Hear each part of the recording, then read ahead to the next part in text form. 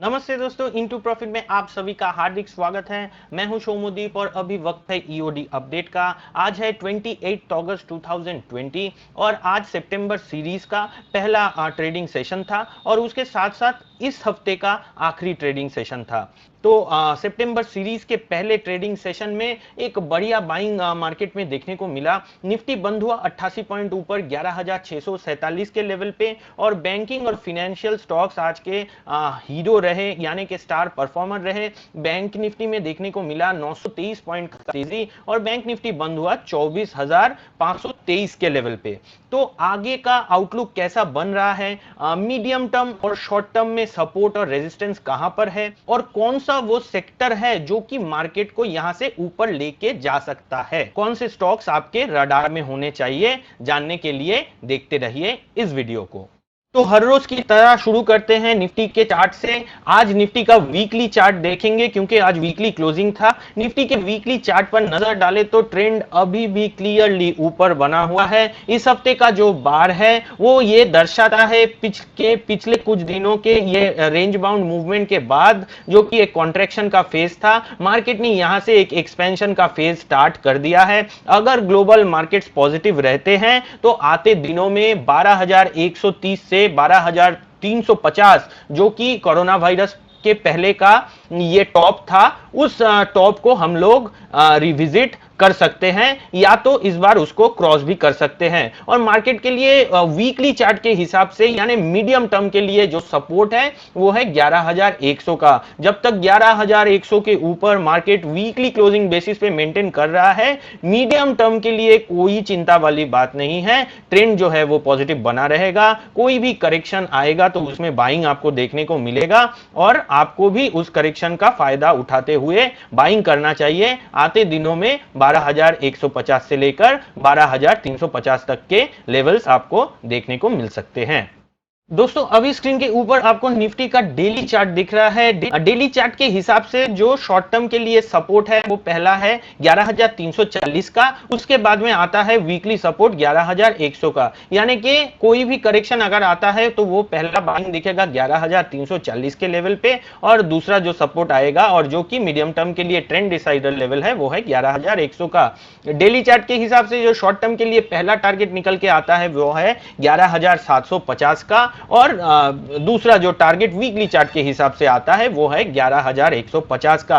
यानी कि trading strategy आपको यही रखना चाहिए कि अगर कोई भी डिप आपको मिलता है उसको यूज करना चाहिए एज अ बाइंग अपॉर्चुनिटी और पहला टारगेट आपका रहेगा 11,750 और स्टॉप लॉस आपके लिए शॉर्ट टर्म के लिए रहेगा 11,350 का। और जो लोग मीडियम टर्म इन्वेस्टर्स या ट्रेडर्स हैं उनके लिए जो स्टॉप लॉस रहेगा वो रहेगा 11,100 का। तो आउटलुक जो मार्केट का है वो अगले हफ्ते के लिए या आप कह सकते हैं अगले 2-3 हफ्ते के लिए पॉजिटिव ही है, जब तक 11,100 मार्केट मेंटेन कर रहा है। दोस्तों अभी स्क्रीन के ऊपर आपको बैंक निफ्टी का वीकली चार्ट दिख रहा है। बैंक निफ्टी के वीकली चार्ट पर नजर डालें तो इस हफ्ते का जो बार जनरेट हुआ है वो हमें यह दर्शाता है कि बैंक निफ्टी बेहद स्ट्रांग है और कंप्लीटली बुल्स के फेवर में है। इस हफ्ते का जो बार बना है वो ये भी दिखाता है कि हम लोग यहां पर एक कॉन्ट्रैक्शन फेज में थे लगातार लास्ट 3-4 हफ्ते से और उस कॉन्ट्रैक्शन फेज का एक ब्रेकआउट देखने को मिला है, यानी कि एक्सपेंशन मोड में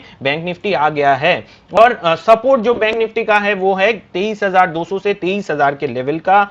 आते दिनों में बैंक निफ्टी आपको 26,500 से लेकर 26,600 तक के लेवल्स दिखा सकते हैं और बैंक निफ्टी ये भी हो सकता है कि मार्केट को यहां से आउट परफॉर्म करे, यानी निफ्टी में आपको थोड़ा सा सबड्यूड मूवमेंट देखने को मिले लेकिन बैंक निफ्टी परफॉर्म कर जाए। दोस्तों बैंक निफ्टी का भी ये डेली चार्ट है। बैंक निफ्टी का डेली चार्ट पे जो पहला टारगेट निकल कर आता है वो है 24,800 का। 24,000 और 24,500 का टारगेट हम लोगों ने कल ही बताया था, लेकिन वो तो आज ही अचीव हो गया। 900 पॉइंट का तेजी देखने को मिला। 24,800 का पहला शॉर्ट टर्म के लिए टारगेट है, यहां से 300 पॉइंट ऊपर है, हो सकता है अगले वीक में ही अचीव हो जाए। तो एज अ ट्रेडिंग स्ट्रेटेजी क्या करें, जब तक 23,000 के ऊपर बैंक निफ्टी मेंटेन कर रहा है तब तक कोई भी डिप अगर आपको मिलता है उसको यूज कीजिए as a buying opportunity. Correction में बाई करें, आते दिनों में आपको 26,600 तक के लेवल्स देखने को मिल सकते हैं। दोस्तों अभी स्क्रीन के ऊपर आपको निफ्टी रियल्टी का डेली चार्ट दिख रहा है। यहाँ पर मैं एक चीज हाईलाइट करना चाहता हूँ कि बैंकिंग और फाइनेंशियल स्टॉक्स और रियल्टी स्टॉक्स में एक अच्छा बाइंग आप सभी को देखने को मिल रहा है। ये स्ट्रॉन्ग पॉकेट्स है अभी के लिए। तो हो सकता है कि इंटरेस्ट रेट सेंसिटिव सेक्टर्स के लिए एक अच्छी खबर आपको शायद आते दिनों में देखने को मिल सकता है। तो रियल्टी सेक्टर में कौन सा वो स्टॉक है जिसको आपको अपने वॉच लिस्ट में रखना चाहिए? वो है स्टॉक है डीएलएफ का। डीएलएफ का ये वीकली चार्ट आपको अभी स्क्रीन के ऊपर दिख रहा है। वीकली चार्ट पर देखेंगे तो एक अच्छा ब्रेकआउट डीएलएफ के वीकली चार्ट में देखने को मिल रहा है।